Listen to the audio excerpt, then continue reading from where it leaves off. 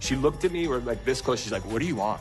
Lindsay Hubbard backtracks after accusing Carl Radke of using cocaine. The Summer House star is addressing the eyebrow-raising allegations she made on the show's February 29th episode. She says in an Instagram story post, March 1st, "After watching back this week's episode, I wish I had used better wording. I was emotional and hurt by what had transpired earlier in the night, and what I said was meant to be a private conversation at home with one of my best girlfriends." Lindsay adds, "I have never questioned his sobriety before this moment, and from day one I was his biggest supporter. I have always been transparent on the show about my feelings and have leaned on my friends for support, and that was my only intention here."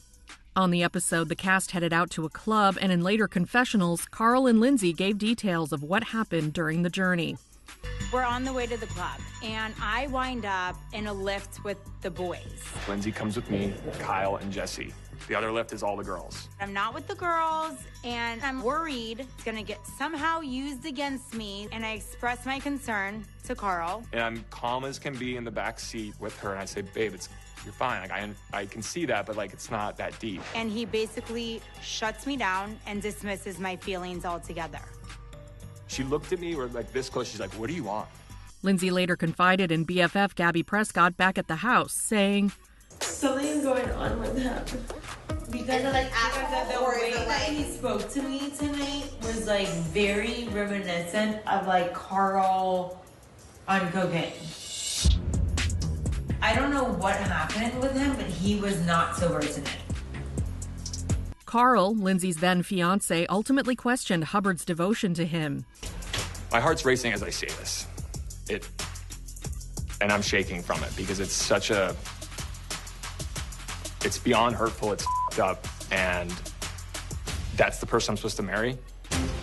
It pains me deep down that the accusation or insinuation that I'm on something that kills me.